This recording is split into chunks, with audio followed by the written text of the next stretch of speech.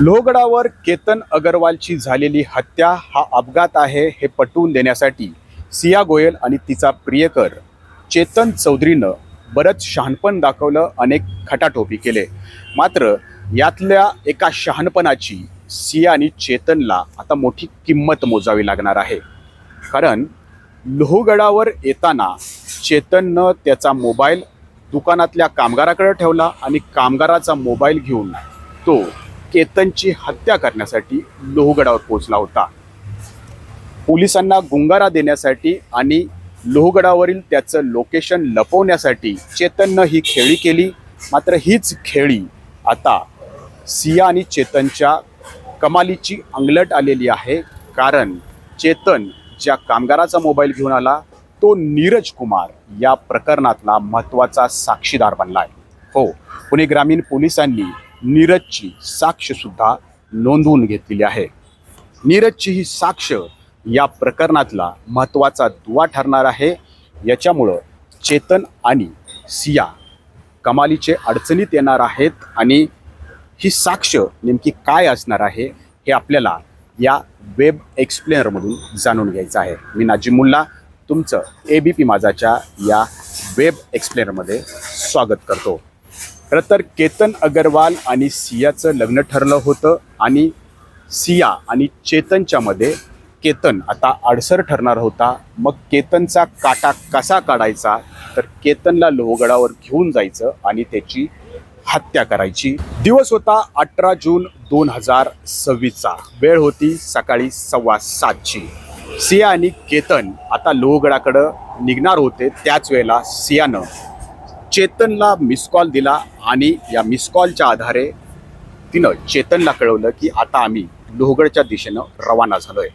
त्याच वेळेला चेतननं स्वतःच्या मोबाईलचा नेट बंद केला आणि तो फोन कामगार नीरज कुमारकडे दिला. नीरज कुमारचा मोबाईल सोबत घेतला आणि तो लोहगडाकडे निघाला. तत्पूर्वी त्यानं नीरजला सांगितलं की दिवसभरात जे काही फोन कॉल येतील ते तू रिसीव कर आणि तुझे मालक म्हणजेच चेतन स्वतः हा बाहेर गेलाय, कामानिमित्त गेलाय, तो आल्यानंतर मी तुमचा निरोप चेतनला देईन असं त्यांना कळव.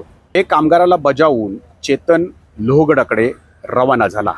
पोलिसांना गुंगारा देण्यासाठी स्वतःचं लोकेशन ट्रेस होऊ नये म्हणून आणि स्वतःची ओळख पटू नये म्हणून चेतननं हे शहाणपण केलेलं होतं. आणि या दरम्यान त्यानं नीरज कुमारचा फोनद्वारे सियाशी संपर्क साधायला सुरुवात केली. सिया आणि केतन लोहगडावरती पोचले. त्यांच्या पाठोपाठ चेतनसुद्धा तिथं पोचला. चेतननं हुडी, कानटोपी, मास्क आणि हेडफोन घातलेलं होतं. भर उन्हात, कडाक्याच्या उन्हात तो हे सगळं परिधान करून आला होता, कारण त्याला त्याची ओळख लपवायची होती. मग सिया आणि केतन लोहगडावरती पोचले. त्यांच्या पाठोपाठ चेतन पोचला. केतन फोटोची पोज देत होता, सिया फोटो काढत होती. तिथं चेतनची एंट्री झाली आणि केतनला धक्का मारून दरीत ढकलण्यात आलं आणि त्यात त्याचा मृत्यू झाला. तिथून चेतन जो आहे तो एकटाच पुण्यातल्या मार्केट यार्ड या ठिकाणी पोचला. त्यावेळेला संध्याकाळचे 5:30 वाजलेले होते. तिथं तो पोचला. त्यावेळेला त्यानं मोबाईल नीरजकडून ताब्यात घेतला आणि स्वतःच्या मोबाईलचा नेट ऑन केला, जो सकाळी 7:15 वाजता बंद होता. 10 तास हा मोबाईल नीरजकडं होता. यावेळेला चेतनला आलेले अनेक फोन होते ते नीरजनंच रिसीव केलेले होते. या निमित्तानं चेतननं हे दाखवण्याचा प्रयत्न केला की तो त्याच दुकानामध्ये म्हणजे मार्केट यार्डच्या दुकानामध्ये हजर आहे आणि नीरज लोहगडावरती हजर आहे. कारण नीरजचा फोन त्या ठिकाणी होता, त्याच्यामुळं नीरजचा लोकेशन जे आहे ते लोहगडावरती ट्रेस होत होतं. पोलिसांना हा गुंगारा देण्याचा प्रयत्न होता, स्वतःचं लोकेशन ट्रेस होऊ नये म्हणून हे शहाणपण जे आहे ते चेतननं दाखवलेलं होतं.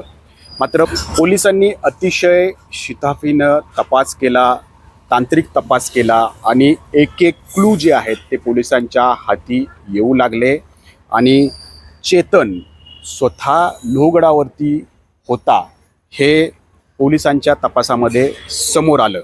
मात्र आता पोलिसांना न्यायालयात हे सिद्ध करायचं आहे की चेतन हा लोहगडावरती होता.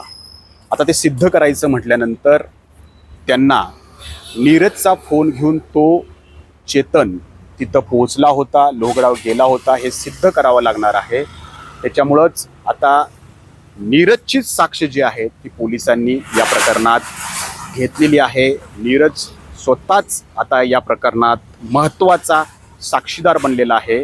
या निमित्तानं काय होणार आहे की नीरज स्वतः सांगणार आहे की चेतन सकाळी 7:15 त्याचा मोबाईल घेऊन दुकानातून गायब झाला आणि संध्याकाळी 5:30 वाजता परतला.